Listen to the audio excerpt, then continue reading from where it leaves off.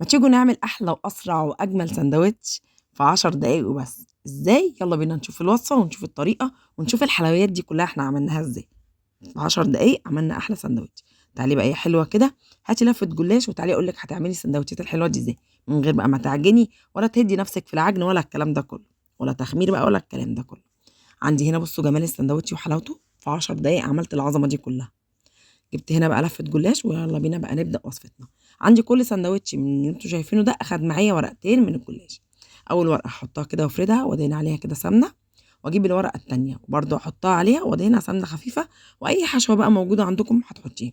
أنا هنا أول سندوتش عملته كان عندي بيف لانشون، وحطيت كده تركي متقطع أو جبنة رومي وشرايح فلفل صغيرة كده مكعبات، وحطيت بقى إيه بطاطس محمرة، وده كان أحلى سندوتش. عايزة تحطي زيتون براحتك، أي حاجة عايزة تحطيها في الحشوة دي ترجع لك، اللي موجود عندك حطيه.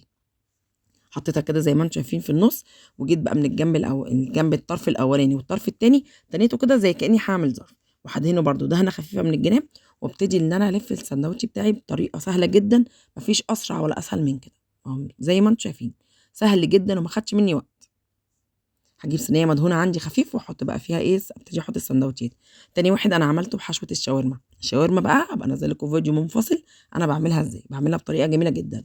ونزلت كده بقى عليها بشويه بطاطس، وهعمل نفس الطريقه كده. هجيب الجلاش من الجنب، ورقتين الجلاش من الجنب، اخد كده زي ما انتم شايفين زي 5 سنتي و5 سنتي، وهقفل السندوتش بتاعي زي ما انتم شايفين بكل سهوله. كنت دهنه الصينيه بتاعتي، هحطه بقى على الفرن على درجه حراره مش عاليه جدا عشان الجلاش مش بياخد وقت خالص وبيستوي على طول. هنا بقى الوش بقى عايزه اديله شكل حلو وتزيينه. جبت بقى الصلصه كده بتاعتي، صلصه البيتزا، قلت يعني ايه يبقى منه سندوتش ومنه يعني ايه طعم البيتزا. واديله بقى جبنه من فوق كده، موتزاريلا، جبنه رومي، اي جبنه انت بتحبيها حطيها. حطي في الوش بقى زيتون للتزيين، انا عيالي مش بيحبوا زيتون فانا حطيت كده ايه قطع فلفل، ادت شكل حلو قوي. طلع معايا بالشكل العظمه اللي انتوا شفتوه. ربنا كده يحسن ما بين ايديكم وما بين ايديا. سندوتش سهل بسيط، ما عجلناش ما تعبناش نفسنا في الشتاء اللي احنا فيه. سندوتش سريع تقدري تعمليه على العشاء، تقدري تعمليه وجبه غدا، هيطلع معاكي في 10 دقايق اسرع سندوتش ممكن تاكلوه في حياتكم.